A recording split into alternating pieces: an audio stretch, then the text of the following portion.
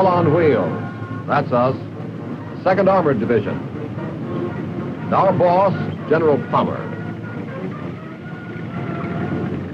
Quite an outfit. Tanks, infantry, artillery, and engineers.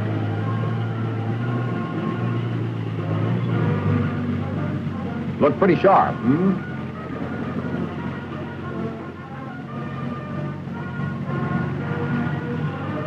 It's our last show in the States. We were alerted a couple of days ago. One of the new men, a joker, put an open letter on the bulletin board. A letter to Uncle Joe. Funny, history seems to repeat itself. About 10 years ago, there was another dictator named Adolf. He, too, thought he had the world in his pocket. I had just joined the 2nd then at Fort Benning. We were starting to organize. Don't ask me with what. Our guns were made of wood. When it came to tanks, we had to use our imagination. You couldn't kill a fly with the armor we had. But as supplies started pouring in, it began to look like the real thing. We were really training now. You've heard of Georgie Patton? He was our CG. With him around, you just kept going. Brother, it looked as if the training would never end. Was he proud of us the way we came through those maneuvers in Louisiana and Carolina?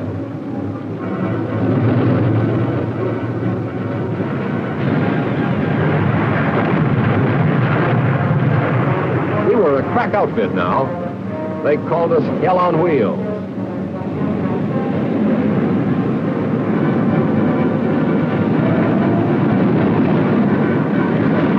Three invasion teams were picked from units of the 2nd and sent to Norfolk, Virginia.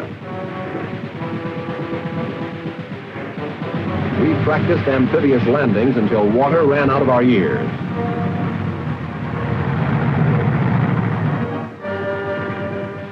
Soon enough, I found out why. We were going to be in on the African invasion. At 0400 on 8 November 1942, we hit the coast of Africa.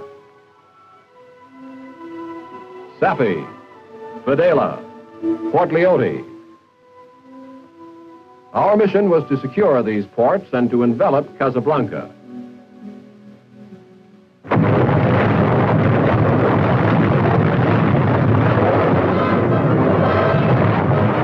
It looked a lot different from the movies.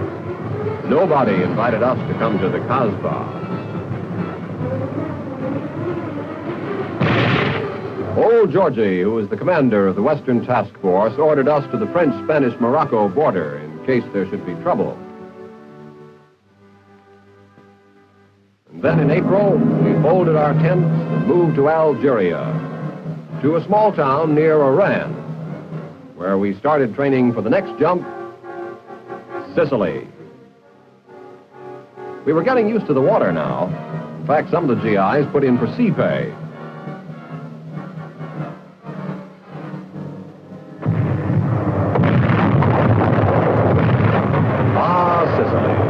The traveler gets a friendly welcome as he arrives at its sunny shores. Sure enough, the Hermann Goering Division sent us a tank battalion as a special welcoming committee.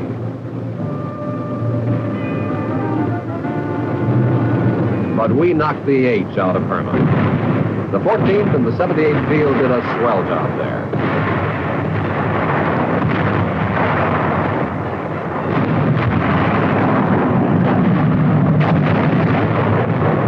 Then we moved on. We advanced steadily over mined mountain roads that were blown off the cliffs, over tank traps, over blown bridges, through a lot of Italian towns that sounded like the menu of a spaghetti joint.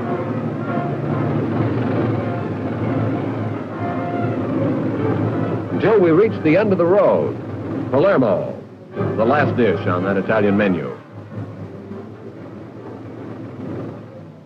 After setting up the administration of the western part of the island, we took another boat ride.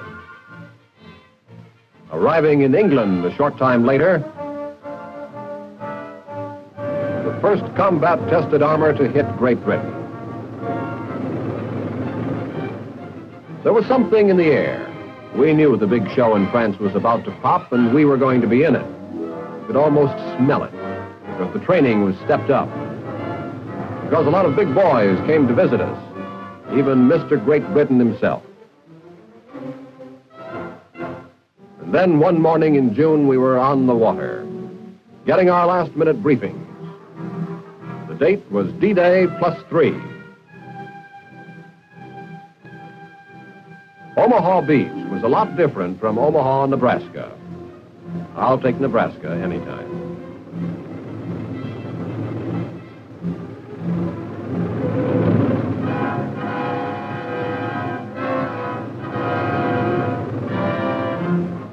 On D-Day +5, we were in it up to our necks, slugging it out with the Germans at Carentan.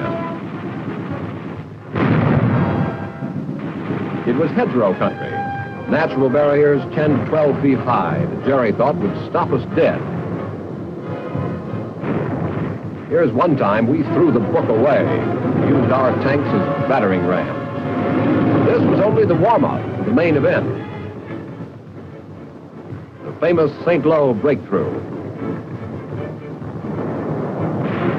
Combat Command A, led by the 66, fought in the vicinity of Tessy-sur-Vire, securing the left shoulder of the opening.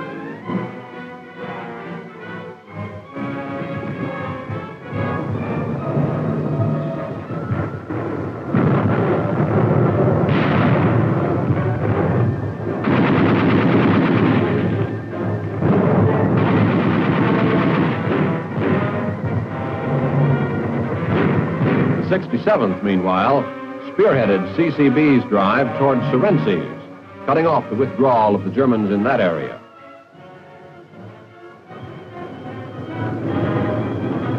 Old man Churchill was right. It was sweat, blood, and tears. It was fighting, street by street, house to house, hand to hand.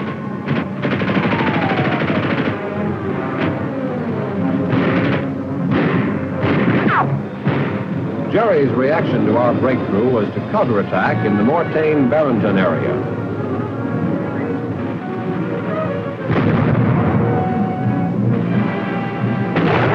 But we smashed it. And how?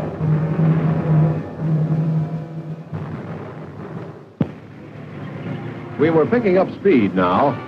We started chasing Jerry to the Seine, taking thousands of prisoners. Pursuing him at an even faster pace toward the Somme, crossing the river at an unexpected point.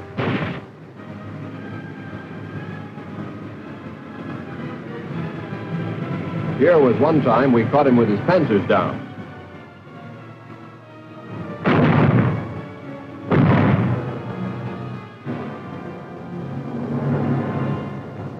On 2 September 1944, the first Allied elements, led by the 82nd Recon, rolled over Belgian soil. Driving across to the Dutch border, we bridged the Albert Canal, pushing north on a line through Sittard.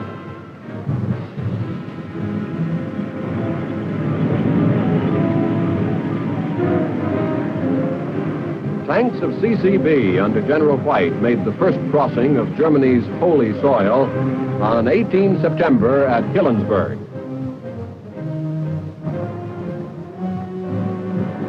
The holiness of the German fatherland became even more soiled when we crossed their border for the second time on October 3rd. It was like taking an obstacle course all over again. Only this time it was the real thing and on Jerry's home ground. He was well dug in at the Siegfried Line, the famous impregnable West Wall. We went in after him. We were part of the 9th Army. Combat Command B assisted in capturing Pallenberg-Ubac, while CCA moved to the south and took a couple of other crouch towns after heavy fighting.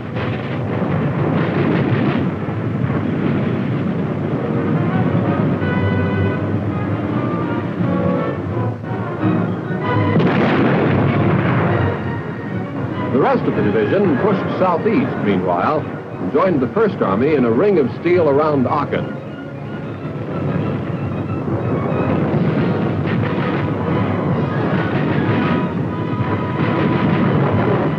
Late in November, we resumed the offensive, moving further east and south.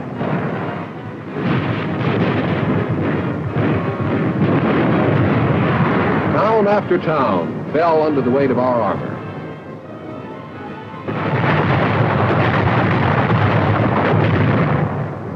But Jerry had still another trick up his sleeve. The famous Battle of the Bulge began. The last desperate effort of the German war machine. Adolf ordered his boys to do or die. There wasn't much time to lose. They had ripped our lines wide open at the Ardennes. We raced south to Ciney in Belgium and tore into their 2nd Panzer Division.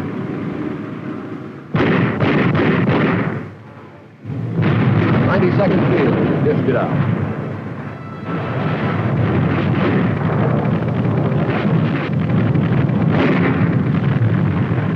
We cut the westernmost prong of their assault wedge to pieces, destroying hundreds of their vehicles, including 81 tanks.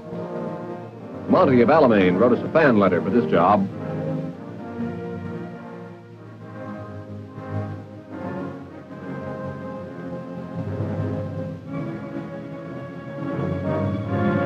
In Houffalize, where the 41st did some of their heaviest fighting in snow and ice, we left a junkyard of German vehicles.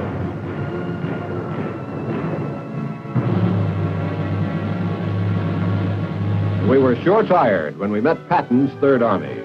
Tired, but happy. It meant the western half of the Bulge was sealed off. That phase of the campaign was over. After a short period of regrouping, we started the new offensive by crossing the Rohr River. Goldenhausen, Kreppel, Erdingen. We never knew where Jerry was. Was he waiting behind that corner? Wherever he was, we hit him.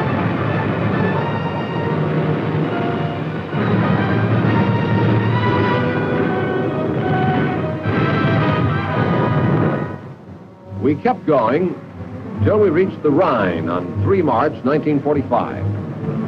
That's where the 17th Engineers showed their stuff, bridging the river under fire in 7 hours.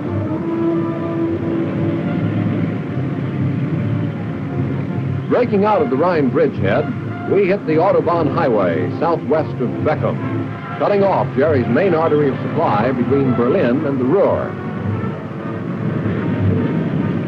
At Lippstadt, we linked up with elements of the 3rd Armored Division, closing the trap on Germany's most vital industrial area. Jerry was losing his cockiness now.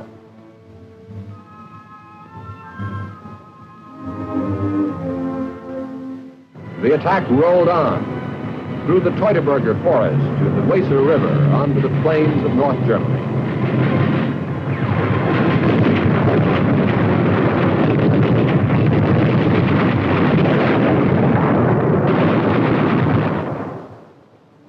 At Immendorf, the Hermann Goering Works fell into our hands.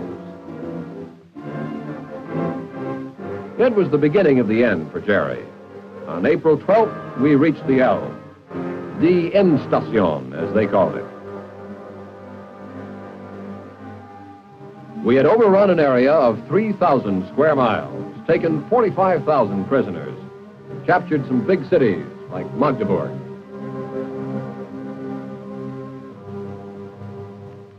But the biggest was yet to come, Berlin. It was quite a feeling to march past the barracks of the Adolf Hitler Elite Guard.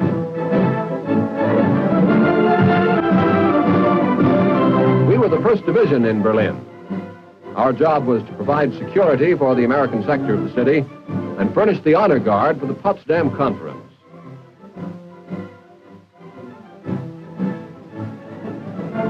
When President Truman arrived, we showed him that we were on the ball. From mud and dust, we were back to spit and polish, as if we hadn't done anything but parading these last 3 years.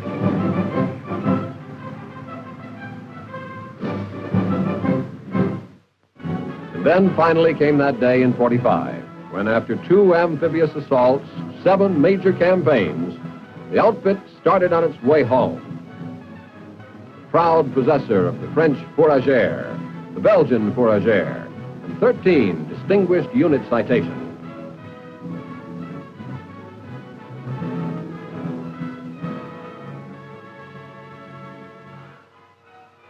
Back in the States, we took up our peacetime duties at Fort Hood, Texas.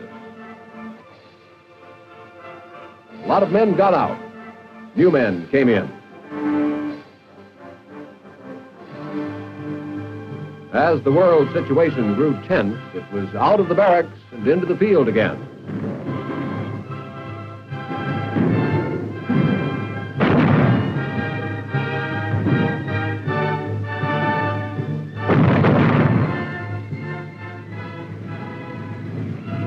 And now we're ready to go overseas.